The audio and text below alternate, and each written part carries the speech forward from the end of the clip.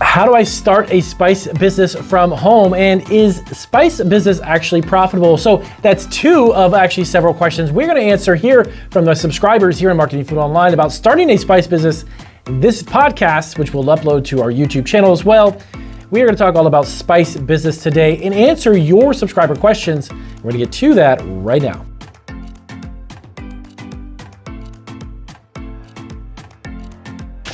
All right, guys, so welcome back to Marketing Food Online. It is Damian Roberti, founder and CEO of Marketing Food Online. So I wanted to dive into specifically a podcast answering your subscriber questions. As always, we try to squeeze in as many of your questions as we can in our content. So really quick side note, if you've got questions that's related to any type of food business, food entrepreneurship, or specifically spices, as I have here a list of questions from you guys, definitely let us know down below in the comments section. And of course, if you have launched your own spice business, let us know some of the ups and downs you may have already faced or some of the challenges that you need us to help you address. We'll do our best to try to create some great resources here in our videos to help you out. So let's dive into these multiple questions. So I've got a list here. The first one is from Chris Springer. Thank you, Chris, for asking this question. How do I start a spice business from home? Now, this is a question that we actually get emailed quite often. We haven't really touched, to be honest with you, specifically on starting a spice business from home. Most of the videos that we've actually created about selling spices online and creating a spice business, but there's a lot of you who are either passionate about spices or maybe you just want to try it out, but you don't want to invest a lot of money. Believe it or not, you can actually sell spices from home. Most every state that, from my understanding of cottage food laws, which is pretty in-depth, every state allows to some extent spice blends, spice seasonings, or dry seasoning or dry herb blends. That's however they word it. But most every state does that. So how do I start one business from home? First thing you want to do, Chris, is check with your state. Of course, unfortunately, I didn't get the state. I know I got your name here, but I didn't get the state of where you're from. Check with your state. And by the way, here on our channel, there's a good likelihood that we have your state's cottage food video rundown. You can definitely check that where we give you a list of the types of products that you can make. But it is the best thing to do is starting a spice business from home. And I'll tell you why.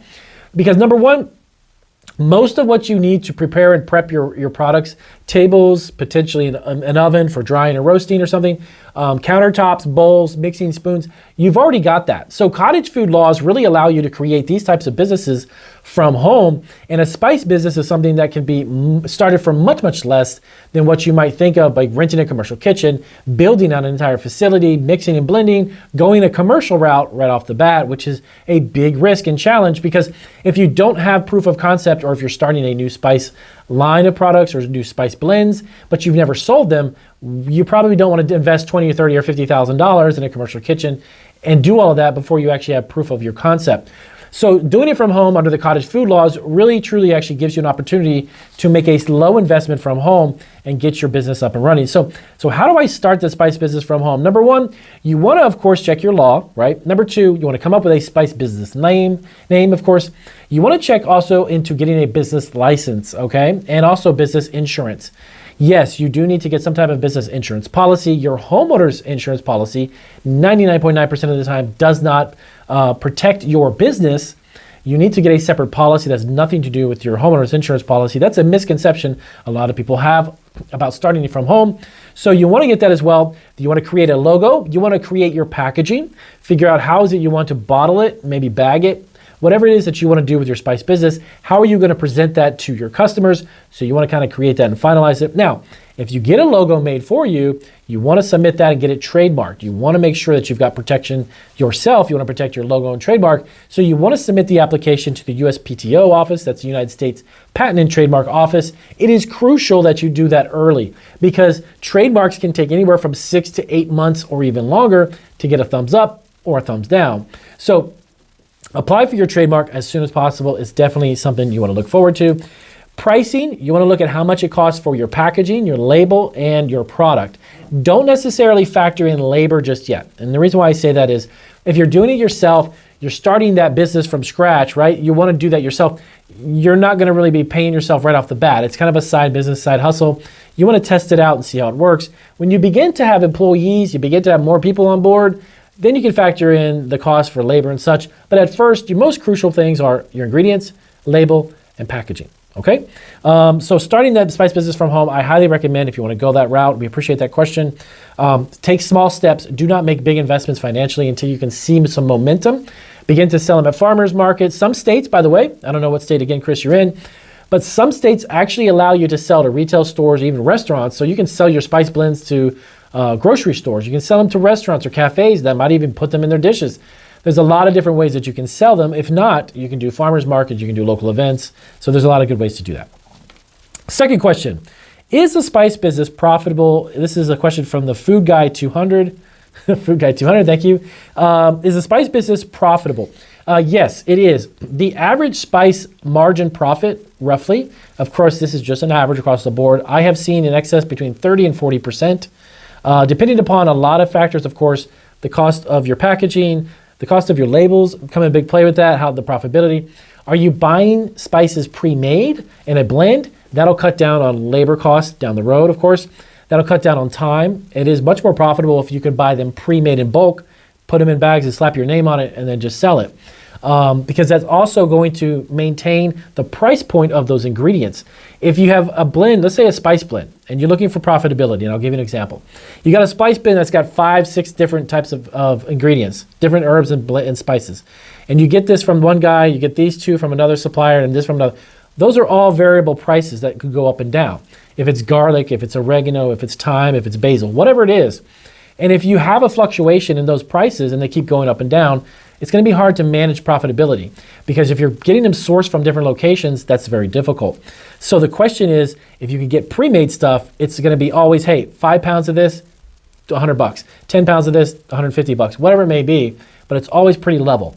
So keeping it profitable, yes, you could do that. Don't have multiple vendors pulling from different places, because the prices could just go up and down all the time. So yes, Food Guy, spice profitability, spice business are very profitable, especially when you can build a brand and then eventually get into retail stores and you're mass producing it. It can become extremely profitable. I actually saw an article, a husband and wife started a spice business from home. They're actually in Florida. And they grew it to a $10 million a year business. They have this huge facility. I think it's in West Palm Beach. I may be wrong. But I read the story online, and I would love to actually interview them and do an interview here on Marketing Food with them. But as a husband and wife team that literally started a couple of different spice blends or something in their kitchen. They grew it locally, but then they went to like retail stores, and like they're everywhere. I'll have to do a video about them. But yes, they do $10 million a year. So how much does it cost to start a seasoning business? Stephanie Wilcox. Okay, so how much does it cost to start a seasoning business? That is a really good question. It's difficult to answer that because it's based on a lot of variables. If you're starting again from home, your investment will be considerably less, because like I mentioned before in the first question, you don't have a lot of other factors to deal with. Building out a facility, getting inspections, having large amount of insurance because you've got a commercial facility and not your home. The cost to start a seasoning business, to be honest with you, a small scale home-based seasoning business, you can easily start for about $2,000, maybe $3,000 or $4,000 at the most. Some people start very small, even with about $1,000, and get a couple spice blends or what have you, hit some local farmers markets and test it out. But you don't need hundreds of thousands of dollars. You don't need $50,000. It's not like starting a food truck or even a restaurant. Getting a food seasoning spice business up and running at home, considerably cheaper. And definitely another thing about that, Stephanie, is you won't, if you happen to not, it doesn't work out, you won't lose a ton of money because you've only invested a couple grand or so, which is really not a lot. But investing and getting up and running, you can potentially do this for just a couple of $1,000s, because think about it. If you want to choose 3 different spice blends, source them from your supplier. Okay, you can get 10, 15, 20 pounds. That's it, right? Pre-made, get your bags. You can print your own labels. Here on Marketing Food Online, I've got videos to show you how to make your own labels for pennies. So you've got your packaging, your labels, and you got your spices. You're not buying $10, $20, $30,000 worth of seasoning or spices. So how much does it cost to get it up and running? Very minuscule. You know, if you wanted to go the route of 10 or 20 grand, you got the money, go ahead. But you don't necessarily need to do that. So next one up, do spices need FDA approval? So this is from Jen Stringer. Jen asked this question about the FDA being approved. So do spices need FDA approval? Yes and no. And here's what I mean by that. The FDA creates guidance and guidelines of what they expect to be on food-produced products, including spices. They have guidance and guidelines on what the label needs to be on those packaging, okay? You need to follow those guidelines, obviously, and abide by it. But the other thing is when you begin to produce it in a commercial setting, this is a little tricky, because Home-based food businesses fall under cottage food laws, which local government agencies, if you have to have a health department inspection, they're going to inspect your home if they need to. The FDA doesn't necessarily inspect anybody's home, but if you're in a commercial setting, you're mass producing any type of food product that is produced, warehouse, stored, distributed, mass produced, production, any of that sort, that kind of manufacturing, that facility does have to have registration with the FDA. It's food facility registration. It's known as, yes, you do have to do that. But it's not necessarily, as you word your question, getting approval from them. It's more or less getting that facility registered with them, yes.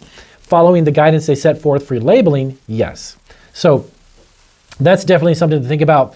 But again, when you're starting from home, like I mentioned, cottage food law is much, much different, okay? Now, which spice is most profitable? That's a great question. This is from Benjamin. Ben, thank you for the question. Which spice is most profitable? Well, there's a lot of variables when it comes to buying certain spices and making them. It's going to be dependent upon your profitability is going to be dependent upon how cheap and inexpensive you can get those spices that you need, and are you blending them? To be honest with you, in my opinion, being in the food industry as long as I have been, I would say pre-blended or pre-made bulk spices that are done are going to be most profitable. Here's why. As I mentioned before, if you're sourcing multiple different ingredients or herbs or blends from different places, that could potentially increase the cost of your product. If you're getting a single source from one company that has a pre-blended mix that you just buy 10 or 20 or 30 pound bag, scooping it out, putting it in a bag, sealing it and selling it, your potential for highly profitable is going to fall better on that than it would if you're actually sourcing it and making yourself. So I would definitely look into getting pre-blended spices and simply breaking them down. Thanks for asking that, Ben. Next one up and last one. From Charles Lampert, he actually asked, can I sell spices from home? Yes. So can I sell spices from home? Yes, Charles, you actually can. Double check with your state specifically. Most of the states that I'm aware of in the US allow dry herb blends and dry herb mixes. So look into specifically your state. But yes, you can sell them from home. And even in some states, believe it or not, which is really, really cool, is that they're now beginning to allow you to sell online and ship your product, ship your spices throughout the state that you're in. Not necessarily interstate sales, they don't do that just yet, but definitely do allow you to sell spices within your state and even ship them through your own website, which is actually really cool. Now, the other cool thing, Charles, just to let you know, some people they have a business model, and I've talked about this here on Marketing Food Online, where you can actually sell spices and have it made or produced for you. You don't take possession of it at your home, but you operate your business through your laptop at home, some home office, but they ship the product to like Amazon fulfillment, or they ship it to a third-party fulfillment center, and you can actually ship them all over the country and operate a business that way because you're not making the spice at home.